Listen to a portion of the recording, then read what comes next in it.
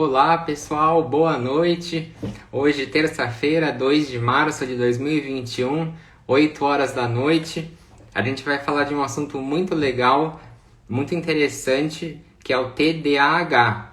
Para quem não conhece, é o transtorno de déficit de atenção e hiperatividade. E o nosso foco vai ser hoje para adultos. É com a incrível médica psiquiatra doutora Débora Furuno. Ela é mestre pela USP, doutorado pela USP também. A gente já conversou aqui numa live anterior, uma live muito legal que foi sobre timidez e força de vontade. A gente fez a gente fez a minha live número 6, 10 de agosto de 2020, foi muito legal. Ela tem muito a acrescentar aqui. Enquanto ela não chega, eu vou colocar aqui o tema. Aí dá tempo dela chegar. Tema: déficit de atenção e hiperatividade.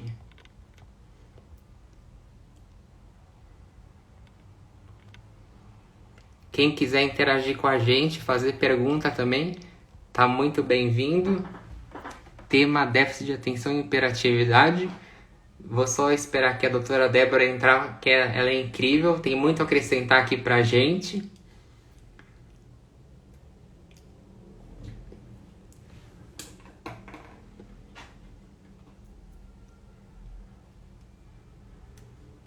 Tô só esperando a doutora Débora entrar. Para quem tá entrando agora, a gente vai falar sobre transtorno de déficit de atenção e hiperatividade, focando em adultos, com a doutora Débora Furuno. Ela é médica psiquiatra, mestre pela USP e doutorado pela USP. Vamos só esperar aqui ela chegar.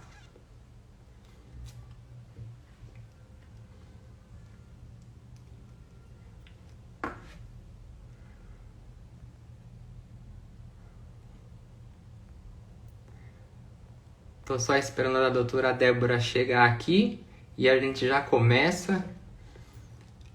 Doutora Débora, se você estiver aqui, avisa nos comentários que eu possa também fazer o convite ou você clicar para solicitar participação.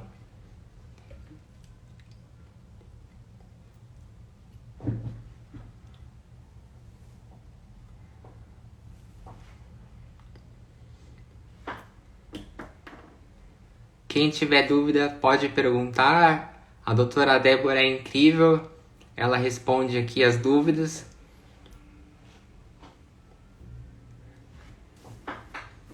E a primeira pergunta que eu vou fazer para a doutora Débora, né, é o que é o TDAH?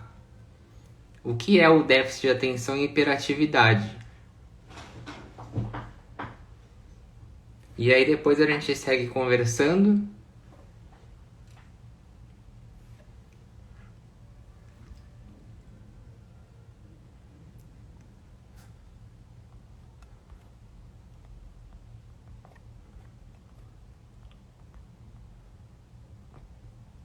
Ah, vi aqui o comentário da doutora Débora, não tinha visto. Vou fazer o convite aqui.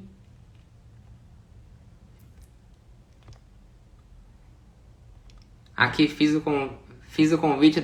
Desculpa, tinha travado aqui os comentários. Oi, doutora Débora. Oi, gente. Oi, Rodrigo, desculpa.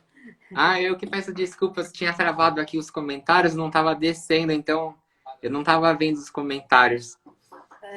Dá para me ver, dá para me ouvir, porque eu Ah, tive sim. um celular aqui e não estava conseguindo pegar. Ah, sim, tá tudo ótimo. O áudio tá bom? Tá ótimo. É? Tudo perfeito.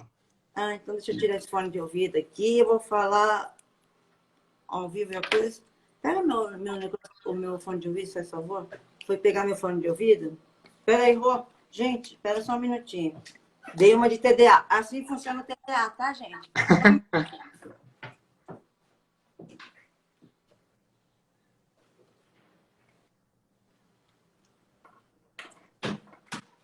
Hoje vai ser uma conversa incrível com a doutora Débora. Ela é médica, psiquiatra, mestre pela USP, doutorado pela USP. Vai ser incrível. Olha, doutora Débora, eu acho que nem precisa do fone, porque tava ouvindo bem, viu? Melhorou agora? Ah, tá ótimo também. Boa noite, Rodrigo. Obrigada pelo Boa, convite. boa noite. Eu Beijo, tava, gente. antes de começar, eu queria agradecer porque você me deu a oportunidade de fazer a minha live número 6. Eu só tinha 5. Eu tenho muita gratidão, muito obrigado. E foi muito legal a nossa live. Foi lá em agosto do ano passado. E hoje um tema super interessante, né? Deixa eu Déficit de ajeitar a câmera atenção. aí. Tô com a cabeça pela metade? Não, tá ótimo. Tá. A gente, eu vou falar, não gosto de mentir, não. Eu tenho TDA, tá? Eu tenho TDA e o diagnóstico foi feito tardiamente, quando eu já havia concluído a faculdade e a residência de psiquiatria. Então, por isso que esse assunto me fascina. Eu sei o lado de quem, como sofre, quem tem TDA, né? E vamos falar um pouquinho da teoria. O que você quer saber, Rodrigo? Ah, primeiro assim, o que que ele é, né? Para quem muita gente não conhece, o que que é o TDAH? TDAH é transtorno de déficit, transtorno, de déficit, A, atenção, H, hiperatividade. Então, é um transtorno. Quando em psiquiatria você fala transtorno, significa que é uma doença do desenvolvimento, certo? Então, dando um pouquinho de noção de fisiologia, o que acontece quando o nosso cérebro está em formação? Essa parte frontal, pré-frontal, para quem tem TDAH, ela é menos desenvolvida do que para as pessoas que não têm. Essa região pré-frontal é a região responsável pela ponderação, pela tomada de decisões, pela execução, pela crítica e várias outras funções cognitivas, outras funções mentais. É como se ela fosse assim, o maestro, o chefão de todo o cérebro. Tá? E para quem tem TDAH, o que acontece? Existe uma falha de comunicação. Vamos imaginar que a minha cabeça deu uma machadada aqui, tá? Então, as ideias, todas as funções, a ideia, a inteligência e outras funções cerebrais que estão aqui nessa parte de trás da cabeça, elas estão intactas, tá? Só que, como essa comunicação daqui para cá é como se tivesse uma ponte quebrada, a pessoa tem dificuldade na execução de tarefas. Então, ela tem ideia, ela tem o plano, só que ela não consegue executar, tá? Ou começa várias coisas, tem várias ideias, isso é outra característica, né? Quando eu falo hiperatividade, nas crianças, a hiperatividade se manifesta de uma forma bem clara, como inquietação, aquela criança bagunceira, Que não ou para. que é assim, não para, e a história é muito característica. A professora chama a mãe e fala, o problema do seu filho não é a inteligência, tá? O problema do seu filho, ele termina a lição mais rápido do que os outros, e aí ou ele fica entediado olhando para a janela, né? Então, o tédio é um sentimento muito comum entre a criança e adolescente, porque ele não sabe que emoção é aquela. Ele acabou a tarefa dele, né? E aí, ou a cabeça, ou ele vai para o mundo da lua, ele não está. Por isso que eu não gosto desse termo desatenção. Ele tem atenção, mas a atenção é multifocal. Imagina um olho de abelha. Ele foca em várias coisas ao mesmo tempo. Só que não dá para focar em várias coisas ao mesmo tempo e aprofundar. Por isso que acaba não finalizando tarefas, planos, relacionamentos e por aí vai. Então, nas escolas lá nos Estados Unidos tinha um estudo que teve uma época, foi proibido isso agora, eles tiravam as crianças com diagnóstico de TDAH de perto da janela, por causa da distração. Não podia ter Olha, estímulo externo. É interessante isso. E essa hiperatividade nos adultos, ela pode não se manifestar, tá? Ou porque pela parte motora, né? O adulto não vai fazer bagunça, tal, mas ele é uma pessoa que gosta de esportes mais arriscados, é uma pessoa que gosta de sair, que uma pessoa assim, ativa, elétrica, que as pessoas falam. Existem muitos, quando eu atendo paciente com TDAH, é interessante porque eu pergunto assim, olha, quais são os apelidos que seus amigos te dão ou te davam na infância? É sempre assim, soneca, soneca por quê? Porque geralmente quem tem TDAH tem inversão do ritmo de sono.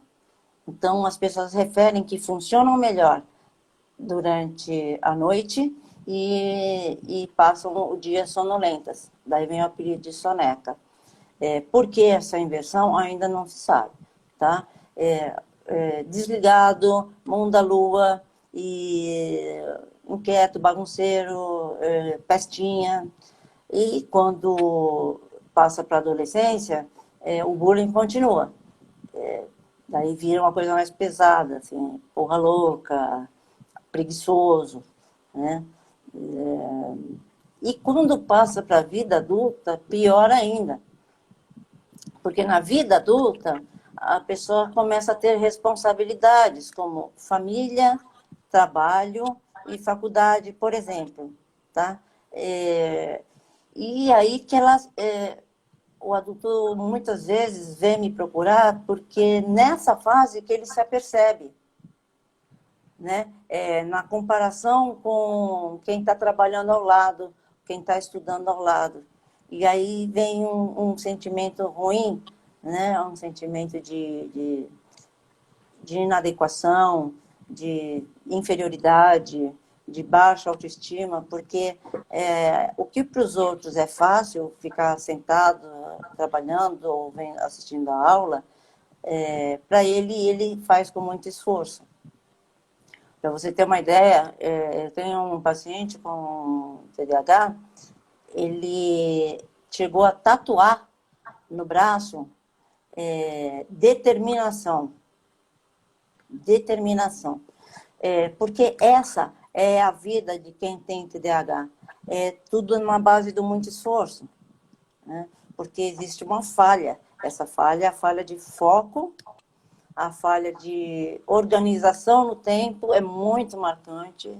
Então, quem tem esse transtorno costuma chegar atrasado, ou está no meio do caminho e desiste na última hora, daí apelido de furão.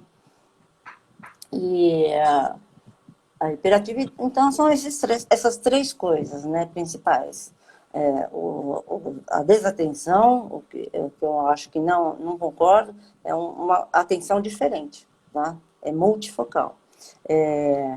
A inquietação, que é a hiperatividade, e a impulsividade. Isso é interessante, porque essa impulsividade, existem estudos que mostram assim, eu fiz medicina do tráfego, né? Estudos de acidente de carro, para quem tem TDAH,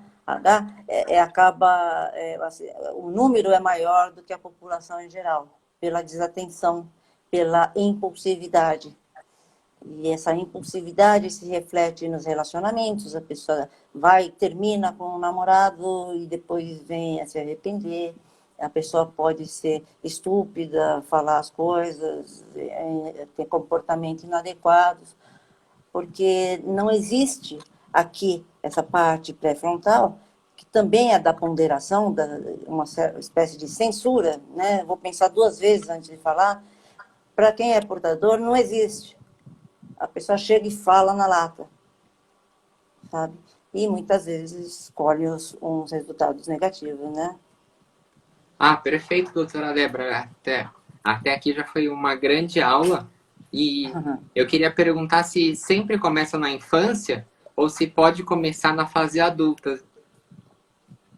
Boa pergunta. Boa pergunta. Não necessariamente, eu atendo adultos, tá?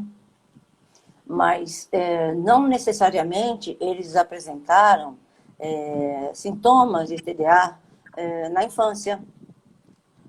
Então, é um transtorno que inquieta os pesquisadores, porque existe uma linha que fala, não, o transtorno que aparece na infância, já que é malformação cerebral, né?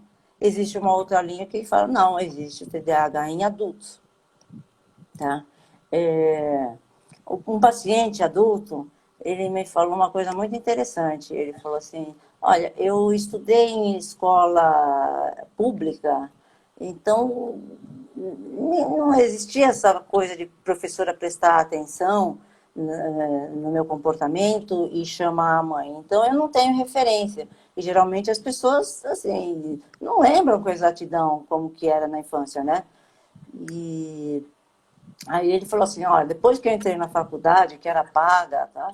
E aí eu comecei a perceber, porque o professor chamava, havia uma cobrança muito grande. Ah, perfeito, doutora Débora. Respondendo, desculpa, Morgenstein, na minha experiência, na minha humilde experiência, nem sempre você tem, o TDAH tem que ter uma história pregressa de sintomas na infância, tá? Ele pode surgir tardiamente. A gente tem que prestar muita atenção com o superdiagnóstico, né, inflacionar o diagnóstico de TDA, porque atualmente todo mundo está tendo que ser multifocal, multitarefa. Né? E quando você te cobrado produção, te cobrado desempenho no trabalho, na escola, na competição, né? Você tem que ser multitarefa. Né? E isso prejudica a atenção mesmo. Várias tarefas, você não aprofunda, como eu disse, você não aprofunda em nenhuma delas. Tá? Ah, Outra coisa interessante, desculpa, Rô, só imagina. para as coisas vão não, eu acho interessante eu ser honesta e falar que eu tenho esse transtorno, né? Porque vocês podem não só prestar atenção no que eu estou explanando, mas no meu comportamento também. Eu interrompo o Morgenstein várias vezes, porque Não. os pensamentos brotam, assim, vêm e não vêm de uma forma linear, vem de uma forma caótica, né? Esqueci o que eu estava falando. Outra coisa, outra característica, você perde o rumo. Você foca em tantas coisas que você acaba arborizando o assunto, né? E perde o rumo. Voltei, recapitulei. Isso que é legal, tá? A atenção, ela, ele pode, quem tem TDA, ele pode ter dificuldade de foco em tarefas, principalmente em tarefas repetitivas, monótonas, né, burocráticas. Ele gosta da novidade, ele gosta de desafios.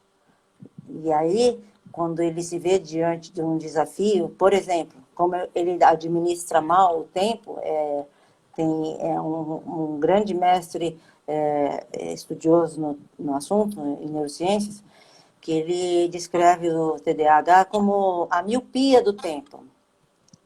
Então, por exemplo, eu tenho um trabalho para entregar daqui a 2 meses. E você vai procrastinando, procrastinando. De repente, os 2 meses estão aqui, tá?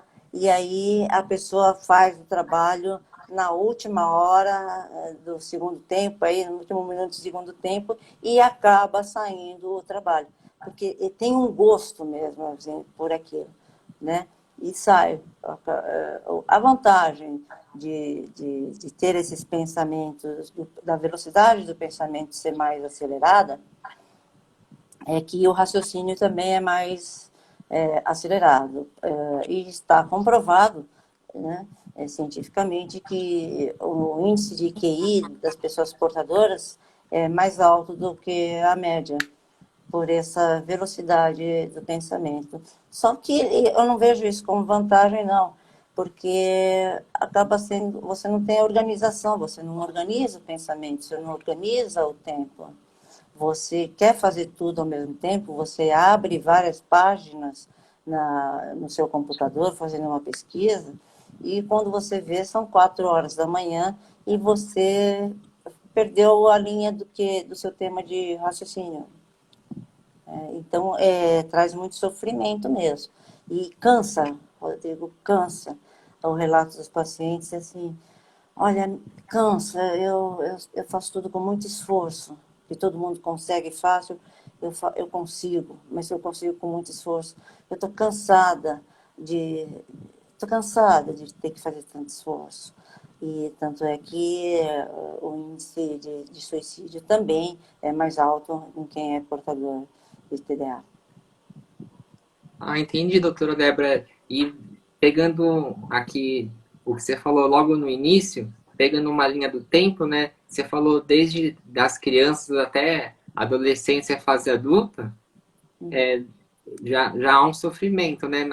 Na criança, na escola, acho que tem que ter um trabalho multidisciplinar, né? Da escola orientar os pais, né? Sobre a dificuldade do aluno, até para não ter prejuízos de repetir de ano, e também na adolescência, o bullying, e na fase adulta, que nem você citou na hora do trabalho, que vai ter muito mais esforço do que o parceiro do trabalho, né? Uhum. Então foi muito interessante. E aqui eu ia perguntar os sintomas, mas você já respondeu, que é o Das déficit de, crianças? não, Ah, nos adultos mesmo, em geral, assim, né? Que hum. aí, para quem está chegando agora, são basicamente três que você falou: déficit de atenção, a hiperatividade e a impulsividade. A atenção, a hiperatividade e a impulsividade. E isso, o desarranjo dessas 3 funções cognitivas acaba se desmembrando, se ramificando em várias outras consequências, outros prejuízos, tá? Por exemplo, a E, administração do tempo. e é muito interessante isso que você falou da parte pré-frontal que funciona menos, né?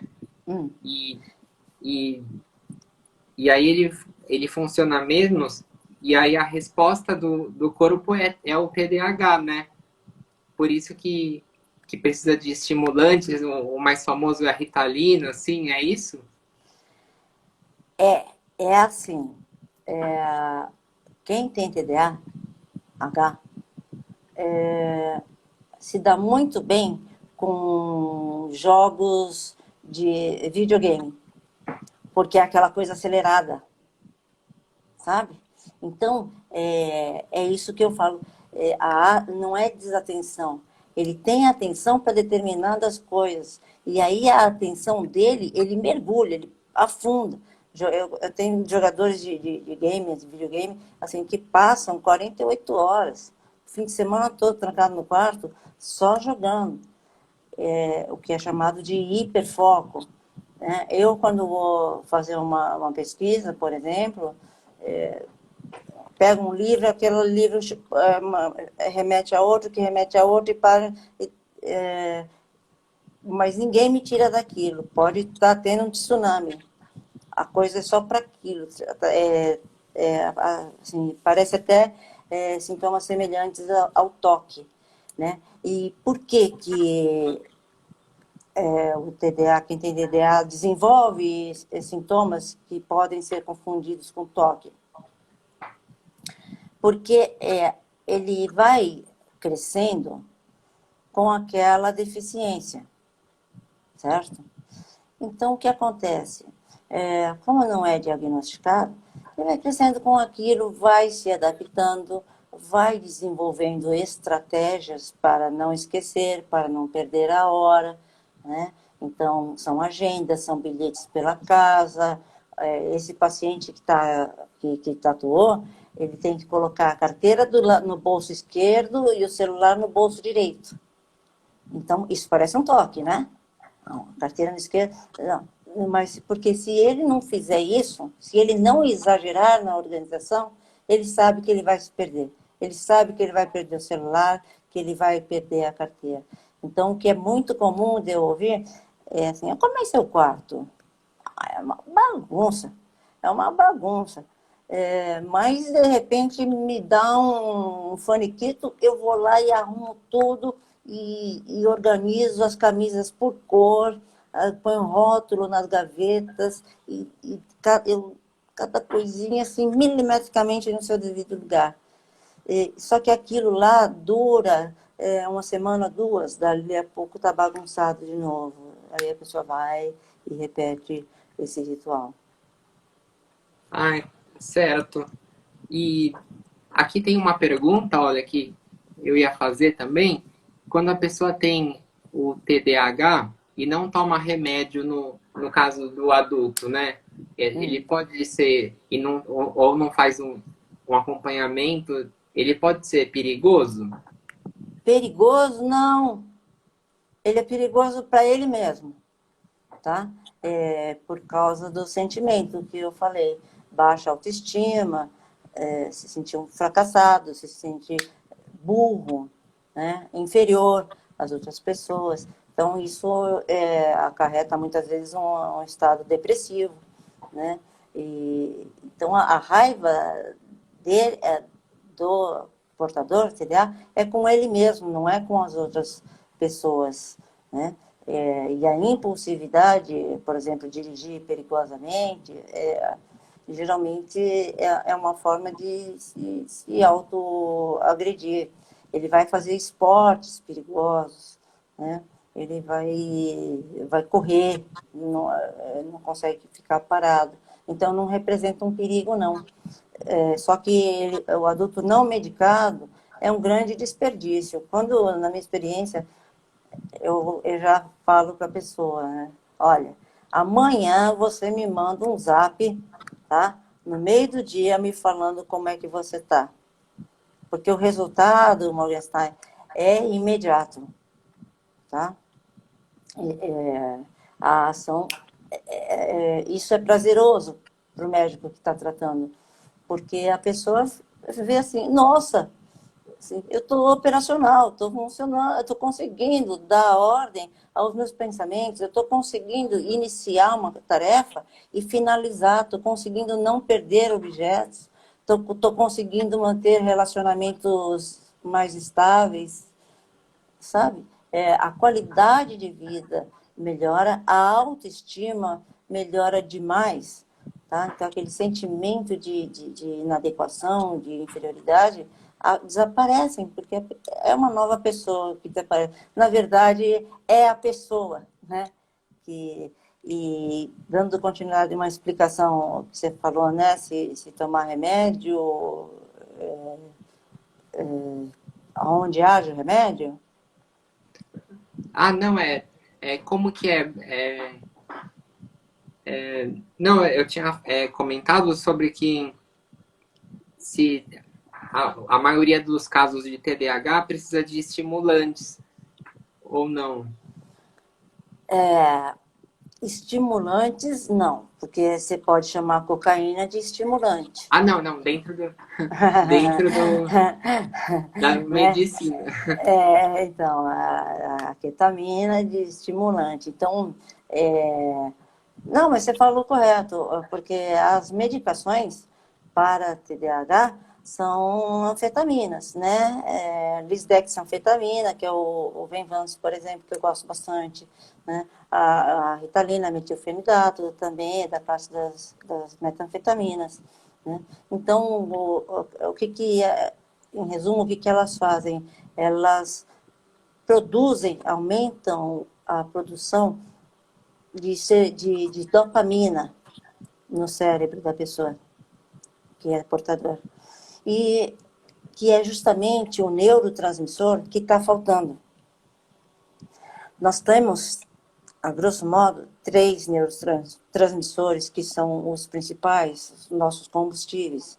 A serotonina, que é a pessoa que Certo. quando está em depressão, um dos sinais é ir comer doce, né? Então, esses são indicativos da falta de serotonina.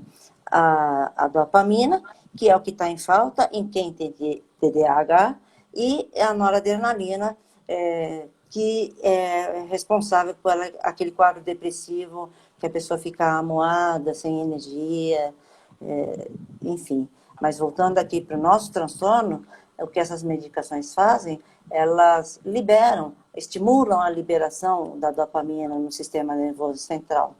E aí a pessoa, aquilo que estava faltando no cérebro dela, agora é reposto. Tá? E aí os pacientes me perguntam, então eu vou ter que tomar remédio a vida toda? Vai.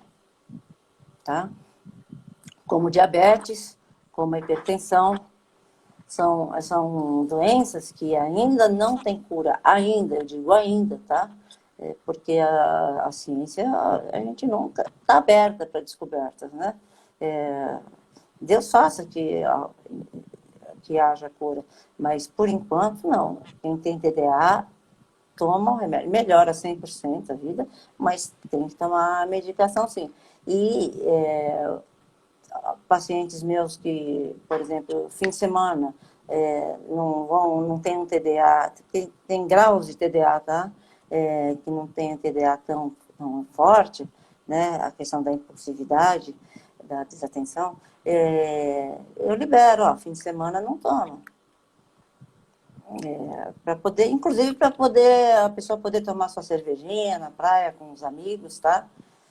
O que não pode ser feito quando a pessoa está tomando a medicação, misturar com álcool. Ah, entendi. E, e é uma coisa hereditária que passa, uma pessoa que tem TDAH pode passar para os filhos? Pode. Tem um fator genético altíssimo, tá? Então, sempre quando eu pego os casos, eu pergunto, seus pais, sua mãe, sua avó. Geralmente a pessoa não lembra porque já era uma criança desatenta, né? Mas aí eu penso, vai lá na sua família, quando você voltar, pergunta lá para sua mãe, para seu pai, quando você voltar, você me fala de novo sobre os seus parentes. Aí ele volta, meu pai vivia endividado, porque tem essa desorganização financeira, inclusive, né? Minha mãe era muito agitada, elétrica, coisas do tipo. Ou seja, já tinha lá um antecedente familiar, portador de TDAH, e não era diagnosticado, só isso. Agora, vamos supor, eu que tenho TDAH, se eu tiver filhos, é claro que eu vou transmitir essa genética para os meus filhos. 100%? Não. Quantos por cento? Não se sabe. Mas é significante, sim, o fator hereditário. Ah, entendi. Aqui, ó, tem algumas perguntas, ó. A Eliane Souza falou: Boa noite, meu filho é bem assim, ele não consegue terminar uma tarefa. Uhum. E aí tem também uma outra pergunta que a resposta com certeza é sim. A pessoa com TDAH consegue fazer e terminar a faculdade? Com certeza, né? Consegue se tiver medicado, Morgenstein. Sim. A história de quem tem adultos com TDAH é ter iniciado 3, 4 faculdades e aí chega no meio e fala, não é isso que eu quero, parte para outra. Essa busca pela aventura, pelo novo, né? Então ela se entedia fácil daquele curso ou daquele trabalho e parte para outro. E quando é medicado, aí, nossa senhora, parece um milagre, porque tem uma paciente, tinha duas, que não conseguiam ser reprovadas, concluir a faculdade. Hoje, ambas têm mestrado e doutorado, para você ter uma ideia. Perfeito. Sendo medicado fica perfeito. E Fica excelente, excelente. perfeito. Olha, vou pegar aqui uma. O Tacinho falou: Eu tenho ainda em excessivo a tensão e resolver tudo. Chegava a dormir apenas 3 horas, estudava até 3 horas da manhã, trabalhava na empresa até 5 da tarde. E eu acho que combina com o que você falou da desordem do sono, né, doutora? Funciona super bem à noite, né? Passa o dia todo sonolento, né? E desatento, né? Porque se você está com o grau de vigília mais baixo, então abaixa a sua atenção, todas as funções cerebrais abaixam, né? E o dia passa pesado. Acordar é muito difícil para quem tem TDAH, muito difícil. A pessoa, por exemplo, põe o despertador às 8 horas, levanta, vai fazer, mas só vai se sentir desperta 2, 3 horas depois. Esse é o mais comum. E chega à noite e rende pra caramba. Né? Tem muita gente que opta por emprego noturno sem saber que tem esse transtorno. Ah, Olha, funciona assim. Então, eu imagino que a prevalência de TDAH em adultos seja bem maior do que é registrado. Porque, por causa disso, a pessoa acha que é o jeitão dela, por ela ter nascido com aquilo, ou por ser, assim, não é uma coisa visível, como a esquizofrenia, que tem delírio, ou transtorno bipolar, ou a depressão, que é visível para os outros, né? TDAH, para os outros, ele passa assim como uma pessoa elétrica, desatenta, furona, né? Muitas vezes irresponsável, porque não falta, se compromete, mas falta. Então, agora, não podemos confundir deficiência de foco com deficiência de memória, porque as pessoas que chegam para me procurar, elas chegam se queixando de esquecimento. Esquecimento, prejuízo de memória, está associado à demência e outras doenças, por exemplo, anemia em jovens, mas em mais velhos, a demência. Quando se fala em esquecimento, em idoso, eu vou pesquisar se não tem uma demência insidiosa aparecendo aí aos pouquinhos, tá? O, o transtorno, o TDA, ele tem a memória intacta. O que ele interpreta como esquecimento, na verdade, é a falta de foco. Por exemplo, por que ele esquece a carteira, onde deixou a carteira?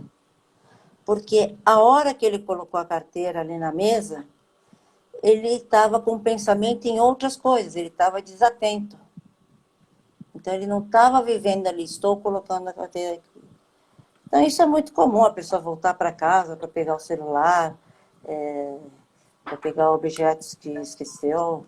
Máscara tem sido muito comum, né? As pessoas saem quando tá na rua que fala, esqueci minha máscara. e aí volta para pegar. Volta para pegar. Mas é muito tranquilo. Meus pacientes que estão em tratamento comigo, eles até usam um termo assim, TDAZ, ai meu Deus. E levam de boa, assim. Você não pode levar as coisas. Eu acho que a gente tem que pegar mais leve na vida, né? Com certeza. Entre todos os transtornos psiquiátricos, eu acho que é um que, se você estiver medicado e estiver em terapia, também ajuda, cognitivo-comportamental, você é uma das mais leves. Se fosse escolher, escolheria essa, entendeu? Porque está associado também, Rodrigo, com a criatividade, tá? Então, uma coisa que os pacientes têm medo, eu vou perder a minha criatividade se eu tomar um remédio? Não, não vai perder. Você só vai botar a criatividade em prática, vai executar. Então, aquele quadro que você está pintando, que você não termina nunca, você vai terminar. A ação criativa, ela se mantém. Ah, perfeito. Aqui teve duas perguntas que coincidiram, ó, com a mesma duas pessoas diferentes com a mesma pergunta. a Sabrina Alves, o que a doutora acha sobre a Ritalina, e a Vanessa, oficial aqui, minha pergunta é a mesma, o que a doutora acha sobre a Ritalina. Não sei se pode falar sobre remédio. Pode, eu, assim, nesse contexto eu posso, porque eu não estou fazendo propaganda, Ah, tá? tá. Então, a Ritalina, eu costumo, é uma medicação antiga, mas muito eficaz, tá? Existem duas formas de Ritalina, a de liberação curta, Morgenstein, ou seja, ela é duração meia-vida, que a gente chama, ela dura de 4 a 5 horas no sangue, então a pessoa tem que tomar 3 a 4 vezes por dia, tá? Existe essa Ritalina de liberação curta, existe a Ritalina de liberação prolongada, que a pessoa toma uma vez por dia só, logo pela manhã, de preferência em jejum, porque a absorção é melhor, tá? E ela varia 10 miligramas, 20 miligramas, 30 miligramas. E o que vai me nortear essas miligramas, né? Vai ser o grau de a severidade do transtorno que a pessoa apresenta e também a massa corporal. Então, eu sempre pego o peso e a altura, vejo o índice de massa corporal, porque a substância é distribuída por quilo por peso, né? Vamos dizer assim. Os homens, geralmente, eu já entro logo de cara com 20 miligramas de Ritalina. Mas, complementando a pergunta, a Ritalina de liberação curta, que é a de 10 miligramas, acho que é essa que elas estão referindo, tá? Eu costumo usar no início do tratamento, porque vai que a pessoa tem algum efeito colateral, do tipo ansiedade, pode dar, tremor, taquicardia. Isso pode aparecer nos primeiros dias, né? Mas até o cérebro reconhecer a substância, né? Como antidepressivo, dá isso, mas esses efeitos colaterais desaparecem. E aí, quando a pessoa retorna, se deu bem, me dei bem, tal, melhorei tantos por cento. E aí eu parto para a Ritalina de liberação prolongada, porque facilita a vida, né? Já que você vai tomar uma vez por dia. Além da Ritalina, uma outra medicação que eu gosto muito, só que é bem mais caro, é o Venvance. O Venvance também, que é a lisdexanfetamina, ele tem 30, 50 e 70 miligramas, que vai variar conforme a massa corporal da pessoa ou o grau de severidade. Mas o Venvance, a mulherada, realmente, geralmente se dá bem com 30 miligramas, tá? Os homens se dão bem com 50 ou 70 miligramas. Ah, entendi. Perfeito. Eu vou concordar aqui com a Lulu, ó. Aula fantástica, obrigado, doutora. Eu também tô achando uma grande aula desde o início aqui, dando um show Ah, como sempre. obrigada, Aí, obrigada. Fico com vergonha. não, imagina. E aqui a Eliane, psicanalista, que perguntou: eu tive um aluno que só vivia em pé na sala e não parava quieto, copiava o dever pela metade. Aí a mãe levou no médico e começou a tomar remédio e ficou totalmente mais centrado e tranquilo. É, então o diagnóstico foi correto, né? E existem correntes que falam assim, não, o menino maluquinho, se você der remédio, você vai tirar a espontaneidade dele, ele vai parar de brincar. Não, ele não vai parar de brincar. Ele vai continuar brincando, ele vai continuar criativo. Só que ele vai conseguir sentar e terminar a prova dele, terminar o dever e continuar brincando. Ele não vai ser uma pessoa inadequada, né, que vai atrapalhar os colegas. Então, nas crianças, o efeito é mais na hiperatividade mesmo, né? E é interessante. O TDA em meninos se apresenta de forma diferente do que em meninas. Ah, é? É, é.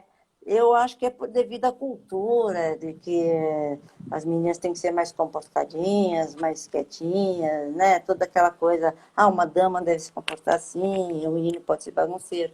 Então, os meninos, eles mostram a hiperatividade motora muito mais evidente do que as meninas. As meninas, elas ficam mais aquele tipo de o mundo da lua, sabe?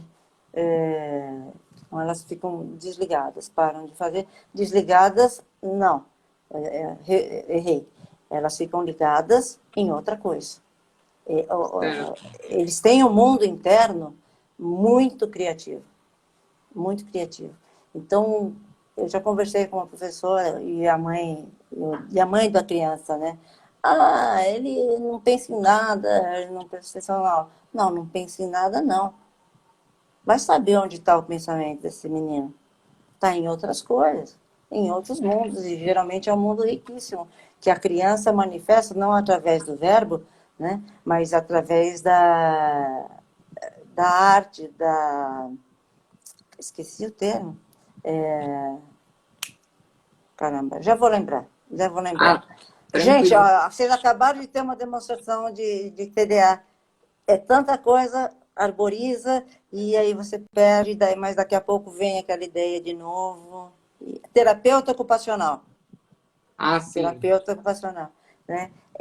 As crianças, a terapeuta ocupacional, o psicopedagoga preparada, elas conseguem perceber nos trabalhos da criança, né, o mundo interno, a riqueza interna, que lá fora está sendo erroneamente interpretado como desligado, burro, né, e um monte de apelidos aí.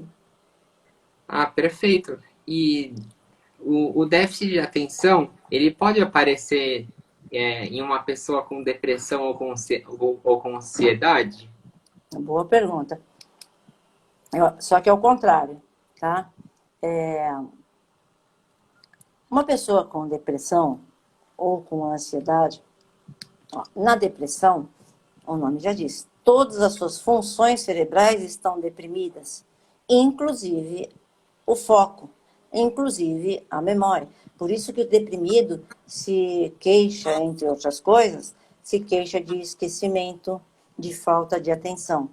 Então tem que ter muito cuidado para não falar, então tem TDA. Não, tem um quadro depressivo ali, né, aonde todas as funções estão funcionando no mínimo ali no tanque reserva, tá? Agora, a ansiedade é o contrário, tá tudo, tudo explodindo, é tudo ao mesmo tempo agora. Então, isso também vai prejudicar a atenção, a memória, porque a pessoa, o pensamento está tão acelerado, isso tem sido muito comum, viu, Rô? Isso tem sido muito comum. Nessa situação de pandemia, de crise financeira, as pessoas irem dormir pensando nas contas que têm para pagar, no medo da contaminação, na incerteza. Então, nós estamos vivendo uma fase de muito medo, né?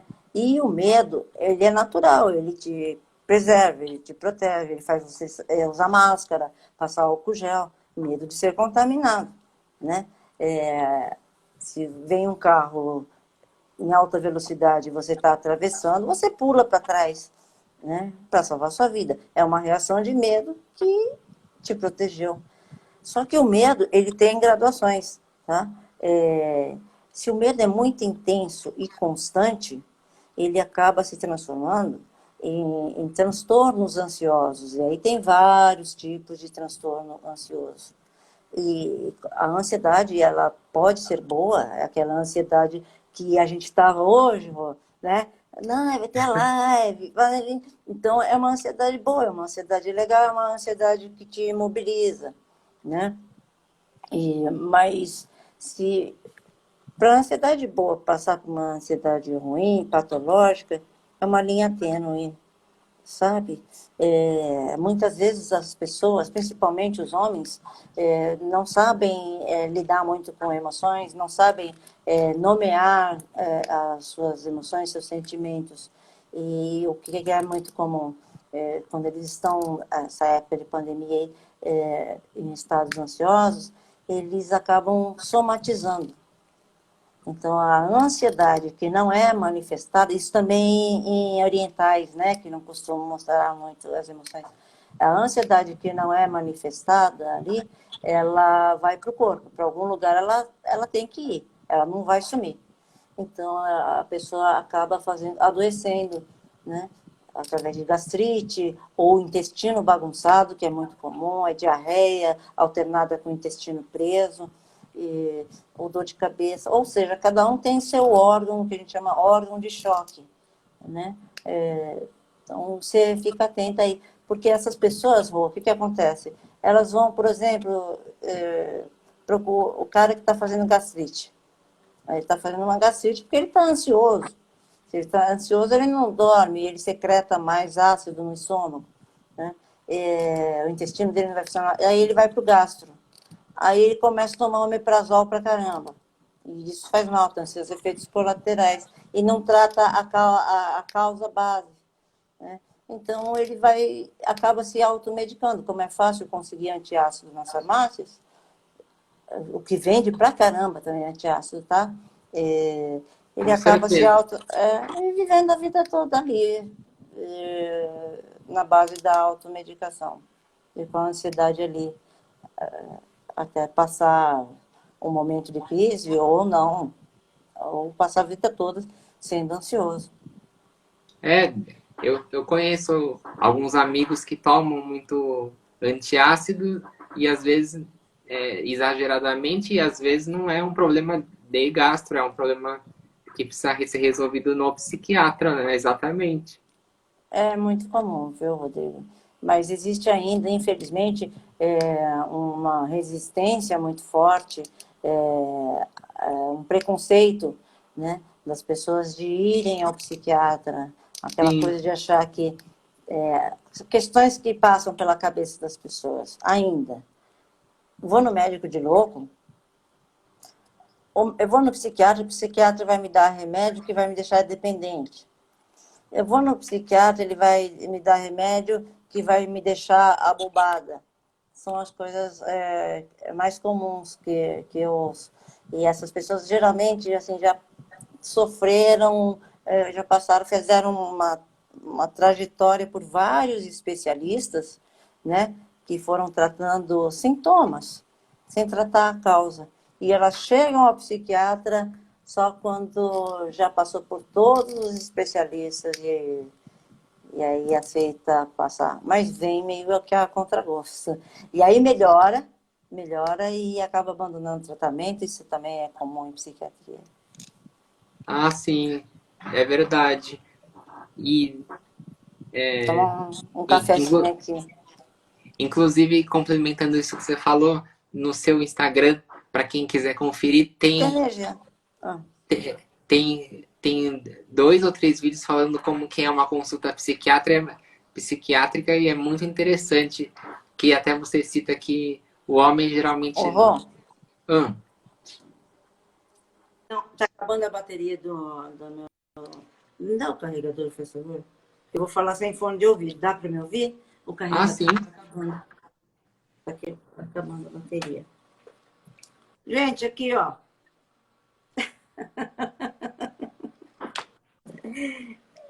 É tudo na última hora, é tudo improvisado. Ai, meu Deus do céu. Tem essas coisas, sabe? Mas se você levar a vida com bom humor, você acaba achando engraçado isso. Falei, eita, Débora, caramba, né? Não pensou nisso antes. Não, Paciência, né? Nem é perfeito. ex- exatamente. O bom humor dele serve para qualquer problema, né? Se a gente levar com mais leveza, não levar tão a sério, é muito mais fácil de lidar. Sim, tem uma pesquisa que eu fiz, é uma tese de doutorado, doutor Pretel, eu auxiliei na pesquisa, nós fomos visitar sobreviventes do campo de concentração, judeus sobreviventes do campo de concentração. E a pergunta, em resumo, a pergunta principal, assim, o que te manteve vivo? Né? De onde você tirou força? E a conclusão comum, que todos dão, assim, a resposta comum, é rir da própria desgraça, rir de mim mesmo, bom humor. Né? Então, eu acho que isso é fundamental para qualquer pessoa, tenha transtorno ou não tenha transtorno. Tá? Mas não existe gente normal, viu, gente? De perto ninguém é normal. Eu dizia, né? Isso é Ó, normal. Pessoas que querem ser normais são geralmente pessoas chatas, não tem problema. É verdade, porque são contidas, assim, fazem, estão sempre pensando o que o outro vai achar, né, de mim, da minha atitude, e acabam se travando para manter aquela coisa do sou normal. Isso para mim, isso é doença. ah, com certeza. Eu concordo, doutora Débora. E aqui, ó, a gente já deu 55 minutos e para mim passou voando. Eu adorei a live, ajudou muita gente. Eu vou deixar marcado quando eu publicar o seu Instagram. Quem quiser entrar em contato, é só entrar em contato com a doutora Débora. E, aí a gente pode marcar até mais lives sobre outros temas, sobre transtornos ansiosos ou pânico. Anota as perguntas que a gente não conseguiu responder, né? Uhum. E a gente lança uma coisa, uma aulinha só para tirar as dúvidas, tá? Tá ótimo. Já deu? Gente, eu agradeço a sua generosidade, Morgenstein, por me convidar.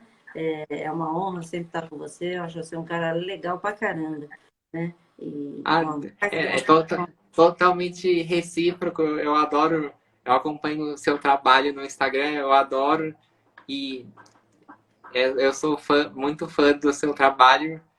Então vamos depois marcar a nossa próxima tema da próxima Minha live. amiga Luciana. Minha amiga Luciana deu um joinha. Você viu? Um exemplo, o último exemplo, tá? Estou falando com você, estou olhando no relógio, vi que foi demais, mas já vi a minha amiga. Live maravilhosa, muito obrigada. Tá? É o multifocal. É, perfeito. Usar bem, tá ótimo. Tá? Perfeito, doutora Débora.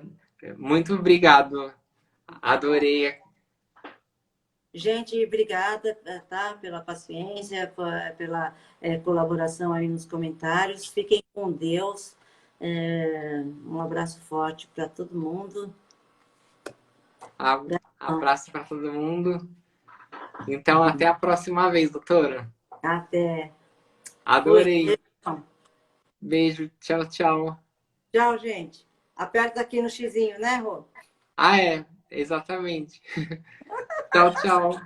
Tchau, tchau.